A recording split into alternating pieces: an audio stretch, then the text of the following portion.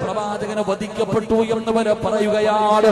സഹാബി വനിതകളുണ്ടല്ലോ, എന്നെ പോലെ വികാര വിചാരമുള്ള മോഹങ്ങളും സ്വപ്നങ്ങളും ആഗ്രഹങ്ങളും പ്രതീക്ഷകളുമായി കഴിഞ്ഞിരുന്ന ഒരു സഹാബി വനിതയായ ഒരു മഹതിയുണ്ടല്ലോ. അല്ലാഹുവിന്റെ പ്രവാചകനെ കുറിച്ച് അവിടുന്ന് വധിക്കപ്പെട്ടു എന്ന് പറഞ്ഞപ്പോ അവിടുന്ന് സമാധാനമില്ല, ഓടുകയാ, രണാങ്കണത്തിലേക്ക് ഓടുകയാണ്.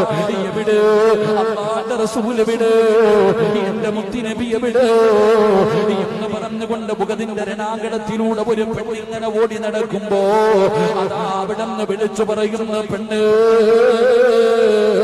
നിനക്ക് ജന്മം നൽകിയ എന്റെ പ്രിയപ്പെട്ട വാപ്പ മരണപ്പെട്ടു പോയിരിക്കുന്നു.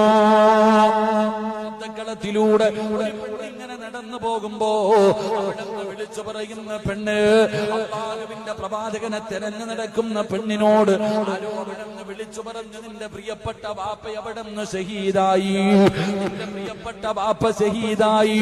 പെണ്ണവിടെന്ന് വാപ്പ മരിച്ചത് കേട്ടിട്ട് വിളിച്ചു കൂവിയില്ല. അവിടെന്ന് ചോദിക്കുന്ന ചോദ്യം, അല്ലാഹുവിന്റെ റസൂൽ എവിടെ, അല്ലാഹുവിന്റെ റസൂൽ എവിടെ? കുറച്ചുകൂടെ മുന്നോട്ട് നടന്നു പോകുമ്പോ രണ്ടാമത് വിളിച്ചു പറയുന്ന പെണ്ണ്, നിനക്ക് മഹ്റെന്ന വിഭാഗം കഴിച്ച നിന്റെ പ്രിയപ്പെട്ട ഭർത്താവുണ്ടല്ലോ, യുദ്ധക്കളത്തിൽ ഷഹീദായിരിക്കുകയാ, നിന്റെ ഭർത്താവ് ഷഹീദായി. അപ്പോഴും പെണ്ണ് ചോദിക്കുന്നത്, അല്ലാഹുവിന്റെ പ്രവാചകൻ എവിടെയെന്നാണ്. അതാ കുറച്ചുകൂടെ മുന്നോട്ട് നടന്നു കഴിയുമ്പോ വിളിച്ചു പറയുന്ന പെണ്ണ്, 9.5 മാസക്കാലം ഗർഭം ചുമന്ന മരണവേദനയുടെ വേദനയെന്നു നീ പ്രസവിച്ച നിന്റെ പൊന്നുമകനുണ്ടല്ലോ, പെണ്ണേ ഷഹീദായി. വാപ്പ മരിച്ചെന്ന് പറഞ്ഞോ, ഭർത്താവ് മരിച്ചെന്ന് പറഞ്ഞോ, പൊന്നാര മകൻ മരിച്ചു എന്ന് പറഞ്ഞു, 3 പേരും ഷഹീദായെന്ന് പറഞ്ഞിട്ടും ആ പെണ്ണ് തിരക്കുന്നതാരെയെന്നറിയോ? അല്ലാഹുവിന്റെ റസൂലിനെയാ, അല്ലാഹുവിന്റെ പ്രവാചകനെയാ.